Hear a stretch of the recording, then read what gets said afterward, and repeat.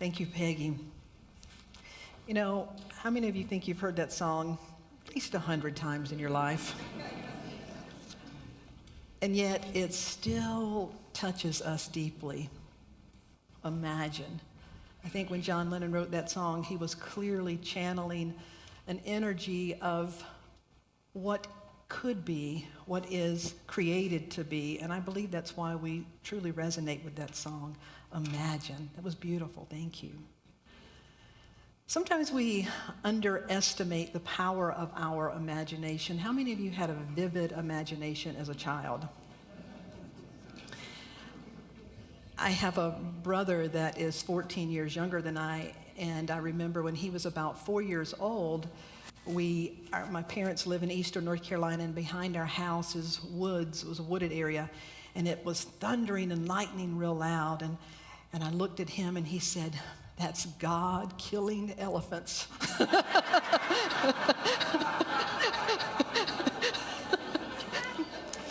To a 4-year-old. That our imagination.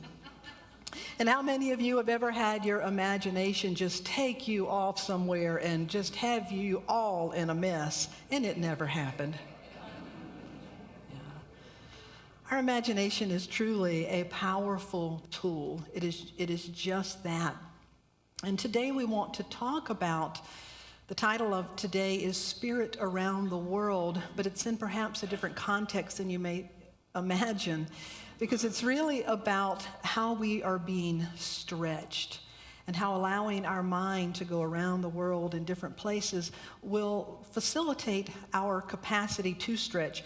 Mary Oliver, who's one of my favorite poets, said, "Keep some room in your heart for the unimaginable." That imagination is both a power of the mind and a creative ability of the mind. That our imagination is both a power, a facility of our being, and a process. And that it is through our imagination that we're called to discover more and then to demonstrate more. But as I said earlier, our imagination can also be used to create all kinds of things that would hold us back. So today, hopefully, is an opportunity to reconnect with the power of imagination in the context of, do you imagine that the creative presence has more in store for your life? That there's possibly more.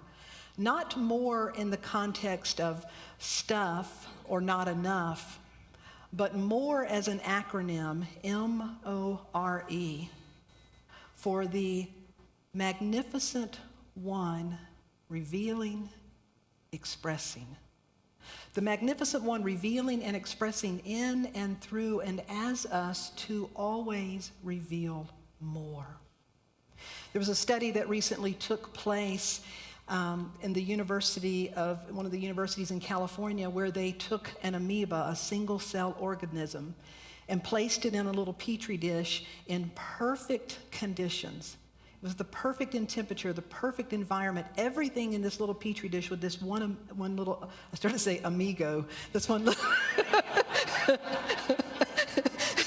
this one little amoeba was just perfect. And it died. And so they demonstrated this several times in a perfect environment. The amoeba died. But if they introduced the slightest bit of stimulation, the slightest bit of challenge, it would begin to respond and multiply and divide and increase. And it really reinforced that it's the stimuli, the stimulus in our life that keeps us alive. I remember one time hearing a story about in Texas, they were trying to transport a large group of carp fish. And they caught the fresh carp, and they were trying to keep them fresh and take them to another location, and they kept dying in an ideal container in a short period of time. So they introduced a couple of other baby fish that were adversarial to the carp. And now for the whole ride, everybody was, okay, are we okay here? It had them in fight or flight mode, and they arrived safely, scared to death perhaps, but they were well and safe. And so I think it's that way sometimes with us in life. That life, God, the grand overall designer, is always seeking to express more in our life. And so our imagination is an aspect of our mind. In Unity, we have what we call 5 basic principles that talk about the nature of God and the nature of humanity. And the third principle deals with what we call the law of mind action. Last week in a class on Thursday night, we were talking about this. But the law of mind action, one way to explain it is this catchy phrase that says, thoughts held in mind produce after their kind.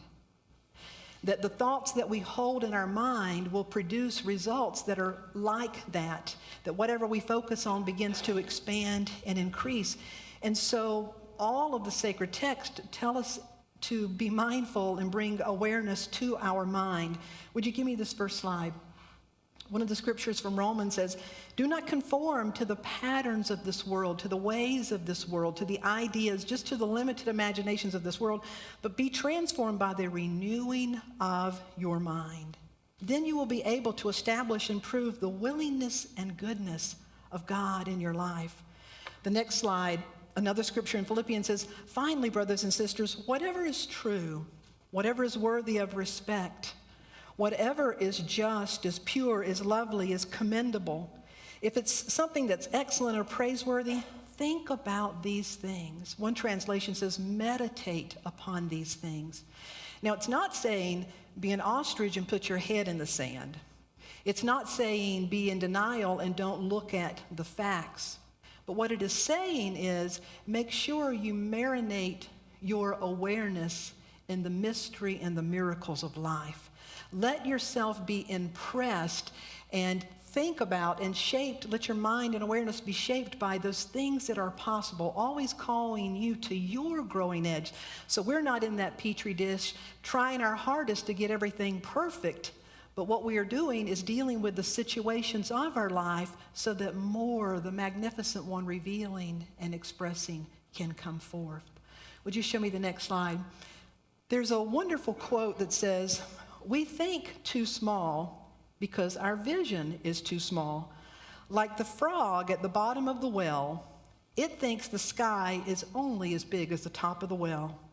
If it surfaced, it would have an entirely different view. That all of us see life through our individual lens. I love technology and how it mirrors universal truth, I believe. You know what we're referring to on our computer when we say a window? That on your computer, you can, through a window, you see a certain amount of information.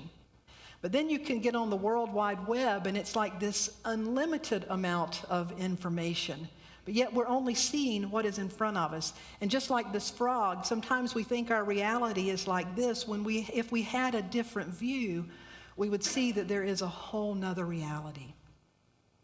People around the world feel this, believe this, know that there's something inside of us that imagines that there's another plan perhaps for our life, building from right where we are, but that we could be bringing forth and experiencing more of the divine, more of light, more of peace, more of love, whatever it is. People around the world quite often travel to sacred sites. How many of you have been anywhere that you consider a sacred site? Asheville is becoming a sacred site. Truly, because of the oldest mountain range in the world, the crystals, more and more people are coming to this area saying that you live in a very sacred site. And we who live here may want to go somewhere else to a sacred site. That people travel all around the world and pray by different ways. It says, since ancient times, sacred sites have had a mysterious allure for billions of people around the world. Legends and contemporary reports tell of extraordinary experiences people have had while visiting different places.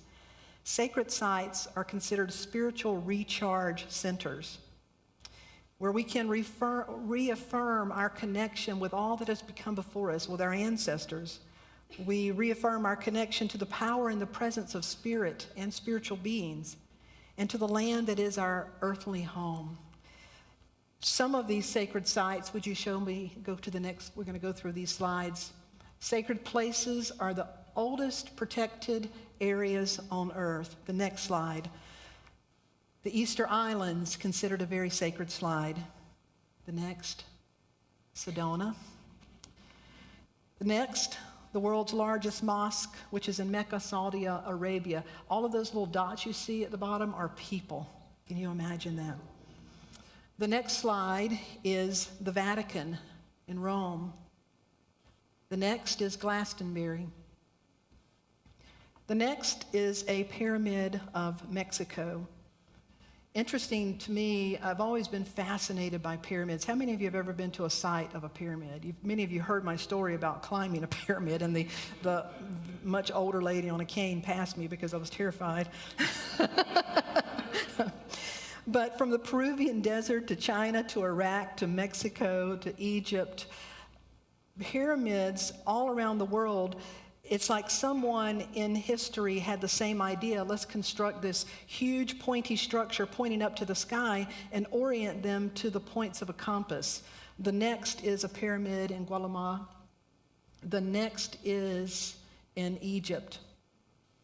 And then another sacred site, the next slide, is the Wailing Wall in Jerusalem. The next is a Buddhist sacred site in Nepal. And then the next is Machu Picchu. And then the final slide, no, the next is England's Stonehenge. And then the next is Mary, and how many people and sightings of Mary around the world where people have experienced healings or what they consider a miracle. And so today when we think about our capacity to imagine and how that life, the stimuli, whatever may appear to even be a challenge in our life, is really something that is seeking to bring greater vitality, that is an opportunity for us to experience more. You know, it's like the saying that says, I've come to the edge of the cliff and I must go forward. So you pray that I'm going to either land is going to appear or I'm going to develop wings to be able to fly. But it's in those places of crossing over from how we understand life and moving into a greater experience of life that we uncover some of the greater treasures in our life. How many of you can recall a time in your life that was quite challenging, and yet on the other side of it, you had become a new person in the process? You see, it's always about who we are becoming in the process, what we are uncovering and discovering and recovering and bringing forth in the process of our life.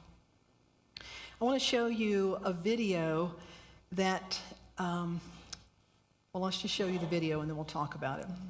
A baffling and beautiful rescue, raising questions about the power of prayer. People are scouring nearly 70 photographs looking for some sign of a man they swear they saw at the scene of a car accident. He prayed, a life was saved. So why did he disappear, even from the photos? ABC's David Muir now on Faith and a Mystery tonight. Tonight it's being called the Missouri Miracle. Much of it, though, still a mystery.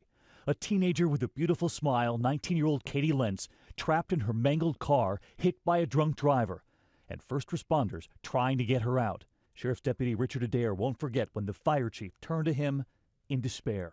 He was concerned because he was out of options. The tools weren't working, and it was, by that time, I said almost an hour. He said, I don't know how we're going to get her out. And I said, Raymond, I promised her mother and her that we'd get her out. While inside that car, Katie had one request: to pray with the rescuers out loud. And then suddenly, right there, amidst the rows of corn, at the scene blocked off for nearly a mile, a man appears. He was dressed in a black priest shirt with a white collar. And the rescuers notice something else. He was carrying a small bottle. He had a small little white container of anointment oil, is what it appeared to be. And he asked if he could anoint the girl in the car. And at first, my first thought was that it would possibly send the wrong message to Katie, that maybe we had called a priest. But they allow him to do it. A sense of calmness come over her then, even more so than what she had been already. I can't be for certain who said or how it was said or where it come from, We very plainly heard that we should remain calm, that our tools would now work, and that we would get her out of that vehicle. Moments later, it happened. A neighboring fire department arrives with a new set of stronger tools, finally able to cut through that frame. They all turned to thank the priest, but he was gone. In fact, in all of those photos at the scene, no sign of the priest. And tonight, family and friends are grateful. Whether it was just a priest as an angel, serving as an angel, or an actual angel that came in, he was an angel to all those and to Katie. The fire department's Facebook page tonight filling up fast. Do any of the responders know who the priest was that seemingly appeared out of nowhere? I would love to shake his hand. And tonight, from Katie's mother, a message too. Very pleased that Katie's near-tragic accident provides proof to all that miracles still happen. Her mother adding, please continue to pray for her, and in Katie's words, pray out loud. Pray out loud. And today we reached out to 15 churches within 30 miles of that accident scene. No one could tell us who the man was. And as for Katie, 6.5 hours of surgery, many broken bones, but her mother says her face and that beautiful smile untouched. But Diane, everyone at that rescue scene touched by that stranger. And dozens of people saw him, and yet nothing in the photographs. Nothing, just the story of that white bottle. What an amazing story. Thank you, David. Pretty amazing story, huh? Well, the story doesn't end there, but for almost 2 weeks, this community really were in that question. What has happened here? Everyone who was at the scene, the police officer said that it was different than any scene they had ever experienced, because typically if someone is trapped in the car, they're screaming, help, get me out of here. Sometimes they're even cursing, why did this happen? And there's chaos all around. They said this young girl remained calm and kept saying, I want everybody around me to pray and pray out loud. Now I understand why she said that, because that young girl was Assemblies of God. She was Pentecostal. I grew up Pentecostal. How many of you have gone to a Pentecostal church? If you're in a Pentecostal church and you say, let's pray, everybody in the church prays out loud. And so if that's your experience, it ain't prayer unless you are praying out loud. I also remember as a young girl growing up Pentecostal, and as I started going to school, I remember in elementary school, I had a friend that was Catholic. And I invited my friend to come to church with me, and she couldn't come to church with me because I was Pentecostal, and my parents wouldn't let me go to church with her because we were Catholic. And she had told me about Mother Teresa, and I went home one day and I was talking about Mother Teresa and all of these things and how she must be an angel and going to heaven. And I'll never forget, I was told, honey, Mother Teresa's Catholic. She is not going to heaven. And I said, but she's so sincere. And this is the reply I got, but she's sincerely wrong. And I could not reconcile that. So when I heard this story and I hear of this young girl in a car saying, pray out loud, I can understand that if that was me at her age and that was my only belief system, I would have been saying, I want my people to pray and to pray out loud because they're the only ones that Jesus is going to heal, and I need some help in here, so get me some people that can pray out loud and do it right. And so then, all of a sudden, in the midst of all of this, a priest shows up. The sheriff said when this priest asked him, just as the report says, can I go and pray? His first thought was, well, no, you're going to scare her to death. But he said something inside of him said, yes. And so the priest went, a very quick prayer. The girl even told the priest, pray out loud, which he did. The priest stood was seen staying for just a few minutes with the rosary and then disappeared. They took over 80 pictures during the time. The priest was not in a single picture. Almost 2 weeks later, they did find this priest. The priest had been called to go to a town in Missouri where the leader was sick. So the priest was called to go to another town to lead mass that morning, something very unusual. He normally would have not been doing that. As he was driving back, that's when he encountered the accident. He saw all the cars. He said he pulled over, waited for the traffic to clear, walked and asked, went up, had a quick prayer, and went back. He said he did not tell people everything was going to be okay. He never said, be calm or be quiet.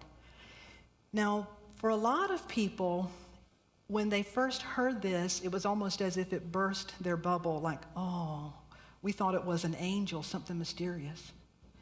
Sort of like the sacred sites and the places we go and the places we put ourselves in, seeking for proof and evidence that there's more than meets the eye, that there's something else out there.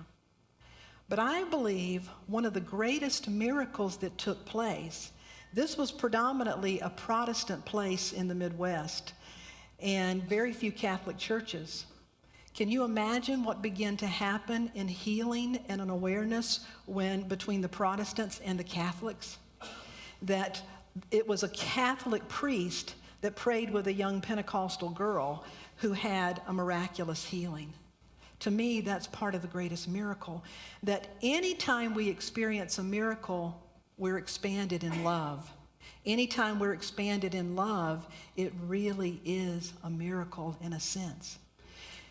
Many years ago, during World War II, there was a story about a statue of Jesus, and during the bombing, the hands were broken off. And they wanted to rebuild it. People volunteered to rebuild it, but they finally said, let's don't do that. Let it symbolize that we are the hands of Christ.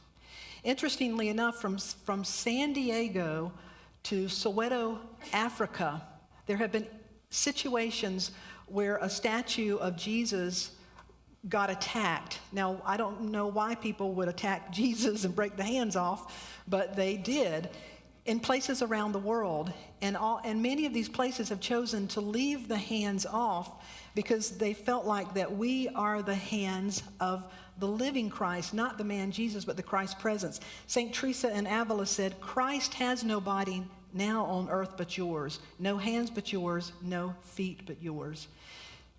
I believe that when miracles and things like this happen, and incidentally, I personally believe, and I know I've heard of other people that have had similar situations and the person was never identified. I believe angels show up. Sometimes we recognize them as priests, as children, as pets. Sometimes we never recognize them, but there are angels all around us at all times. The Quran, the Islamic scripture says, wherever you turn, there is the face of God. To me, that's the greatest miracle. That is what is seeking to take place. James, are you in here? Where are you, James?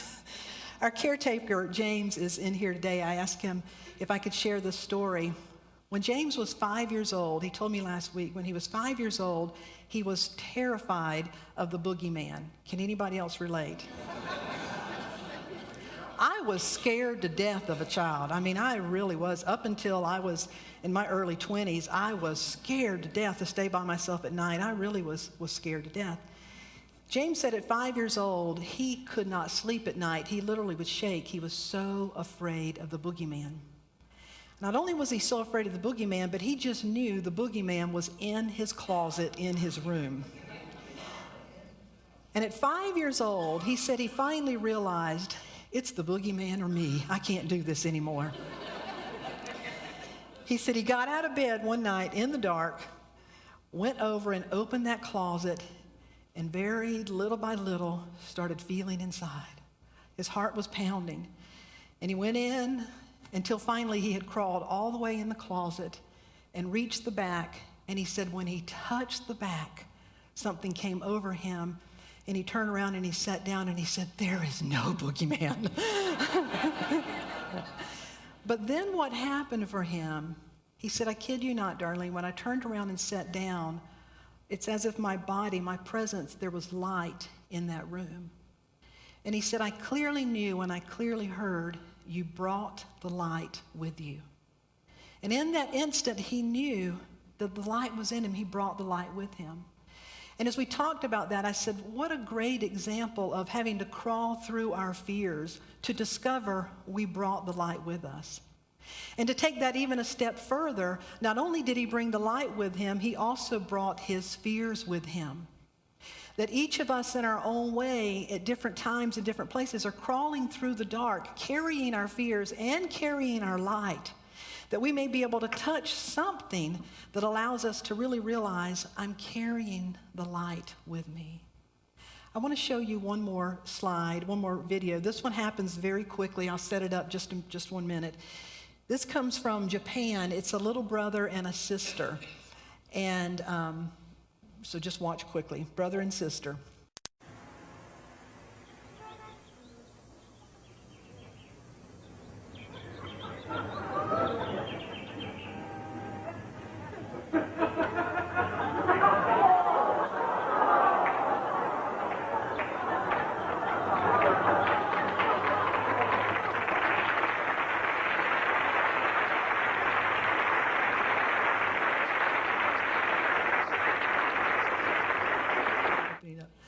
I love that because nobody tells that the clapping you hear is from another audience watching that. But it was caught on film as they were up a little bit. And the little girl, of course, can't get across. And this amazing little boy stretches his body out to become the bridge so that she clumpily crawls across his head and everything. And they both make it across. I believe that is why we are here, to be that bridge for one another, to say that I know you can't see how to get to the other side yet, but I know it's possible.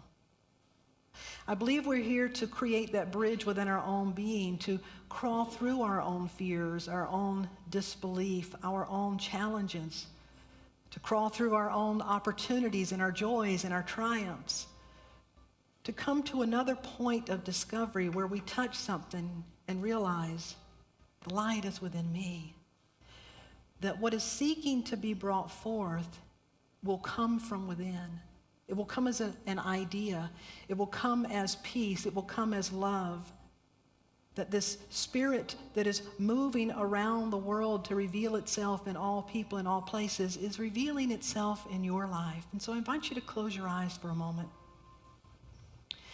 And to think about an area, an opportunity, a need, anything in your life, a perceived need, an opportunity, an area.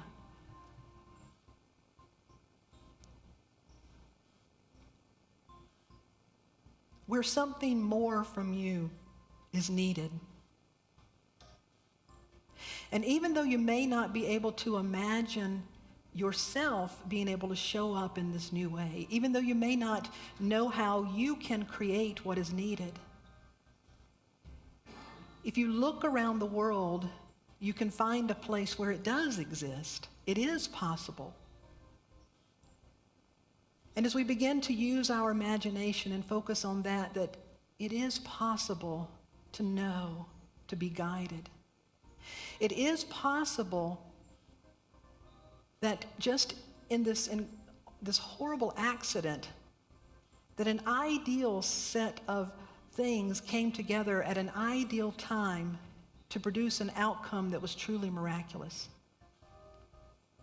And if you can believe it for another, you can begin to believe it for yourself.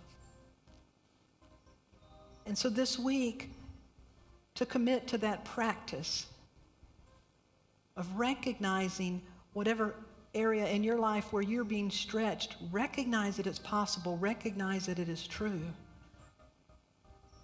and begin to claim it for yourself. And so with your eyes closed, I invite you to listen to this song, and then we're going to sing it together. I am opening up in sweet surrender to the luminous love light of the one. I am opening up in sweet surrender to the luminous love light of the one. I am opening. I am opening. I am opening. I am opening. Join with me. I am opening up in sweet surrender to the luminous love light of the one. I am opening up in